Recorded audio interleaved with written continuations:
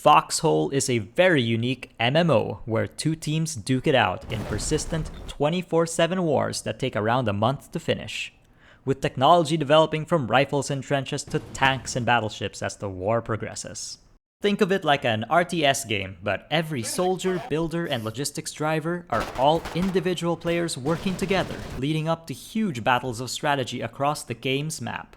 Note that this review is coming from my perspective, a person that doesn't play Foxhole every day and has spent 90% of his time in Foxhole without a clan. I just join randoms who seem to be doing anything interesting, from joining a pirate crew to gigantic naval operations. First of all, Foxhole is a very social game because of its culture and game mechanics. Every bullet and tank is made by logistics players that bring them to the front line. Teamwork is incredibly important, and talking to people is vital to that. The thing is, in real life, I'm a very introverted person. But in Foxhole, I will talk to anyone and everyone, teammate or enemy, and I haven't found too many experiences that even come close to it. But the amount of mechanics in this game can seem overwhelming. If you want to learn anything in Foxhole, there are two main ways to do it. Tutorials like Freaks on YouTube are great, and the other method, surprisingly, is to just ask people. Don't be afraid to ask questions. There are lots of people that are willing to help, I promise. I learned how to play medic by asking other medics. I learned how to tank because a tank driver needed a gunner and was willing to teach me. And I learned how to boat because a drunk guy was asking people if they wanted to be f***ing pirates. There was even a guy who built a tutorial area in the between war period to teach newbies how to use facilities. He taught me how to use an upgrade station because I never used an upgrade station in my life. Contrary to what Steam reviews might say, Foxhole has one of the most helpful, but by no means perfect, gaming communities I've ever found online. 99% of my interactions have been friendly, even from the enemy. One is coming closer. Oh, yeah, real close, real close. Yeah. Oh! We even have cross-team voice chat that hasn't been removed for toxicity. It's great for LARPing, taking prisoners. We want your kidneys. Or even just having a conversation with enemy press officers asking for interviews after they'd nuked us. They're the press. We're the press, alright. Just to let you know, you're gonna feed them fake propaganda. Tell them the nuke did nothing. Alright, yeah, we'll give them that side. Or just shenanigans, really. Yes, brother, harmony and screw. Harmony and You and me together. No! Tell them to stop shooting! I'm sorry, brother. The bad apples do stick out, but please don't let them ruin your enjoyment of the game. I stick around for the S-tier in-game chat and being pulled into random adventures. There was even this one huge battle wherein the enemy trapped us on a small island, cutting off all of our supply routes, naturally resulting in blockade runs, teamwork, and us making a religion worshipping a corpse pile. Protect. That one battle alone shows the multitude of roles in this game that you could learn. You can easily switch between them or specialize in just one or two. The most basic of all roles to play is infantry. You shoot at the enemy and occasionally join up with players grouping up for grenade rushes, sneaky tank kills, and whatever this is. But you are basically vulnerable to everything. Killed happened. Wow. And that's why you'll need a good medic. I used to play medic all the time. You're responsible for healing, reviving, and occasionally making mad dashes to save people on the front line. You need to be very calculated when doing these rescues though, because getting killed and leaving all of your medical supplies in the middle of no man's land is a surefire way to stress out the logistics personnel. Occasionally I do play logistics, but admittedly this role is not for everybody. I usually play it to have casual conversations with people doing the same, about like their favorite soup or something. But these guys are the backbone of the war. They harvest materials, convert them into guns, ammo, and vehicles, then bring them to the front line. It's not a very glamorous job, but some people do enjoy doing it, and people at the front line will thank you for it.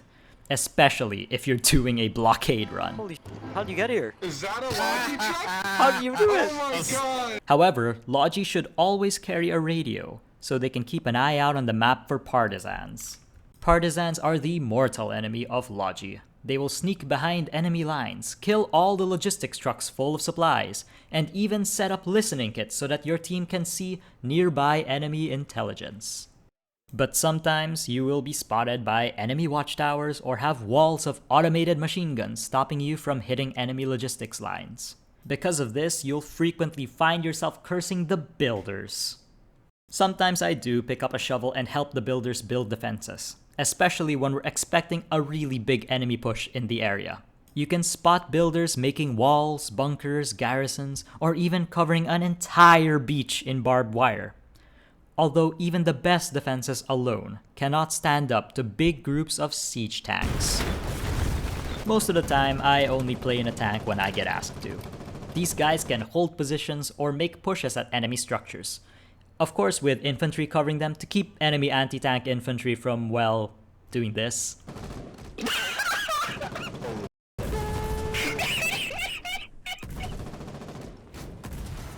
Tanks require a lot of coordination, usually needing a crew of at least 2 or 3, depending on the tank.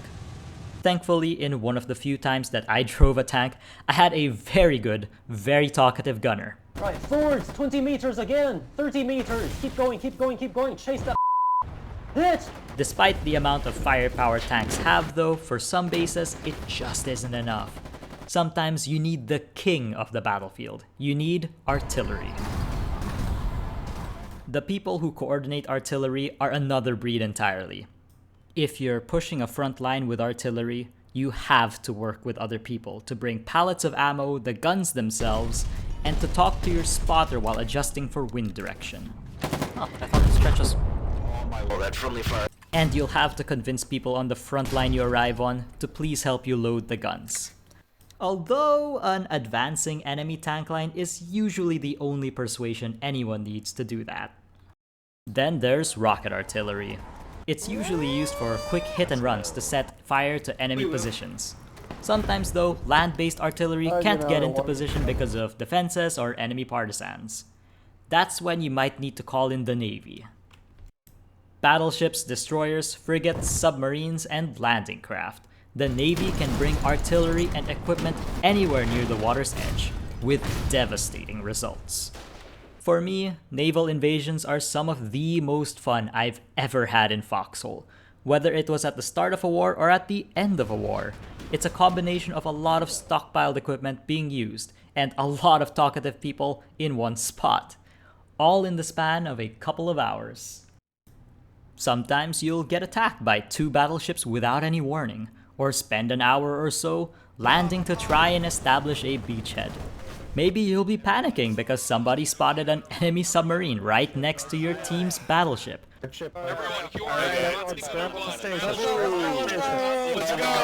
It's a joy to play, and I hope that I don't miss the next one. Talking to people here is a very surreal experience. Both sides have their own sort of cultures, and almost every older player has a war story that they want to tell. Anything from the conversation they had with the enemy after being taken in as a prisoner, to how they and a small band of people with machine guns and big explosives took down a nuclear missile before it launched. But given that both sides are very different in doctrine, culture, and equipment, this of course leads to an actual factional divide. Always remember that the other side is made of people who want to have fun too. Some people like playing only one faction, and some people switch every war. Both are fine. As for myself, I mostly play green, but every few wars I switch to blue. Foxhole lets you get some perspective when you join the other team and play with them. Personally, I think that everyone should switch teams in this game every now and then, although it'll lead to situations where you'll hear people that you've played with before saying, "How could you?" in a joking manner. I love the cross-team voice chat in this game so much. Foxhole is a fun, dorky social experience that isn't for everyone, but it's something that I have yet to find anywhere else.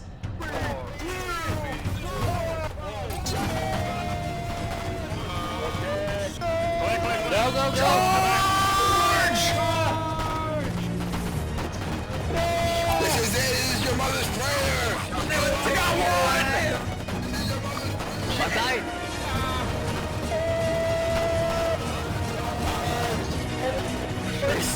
many! You pushed them out!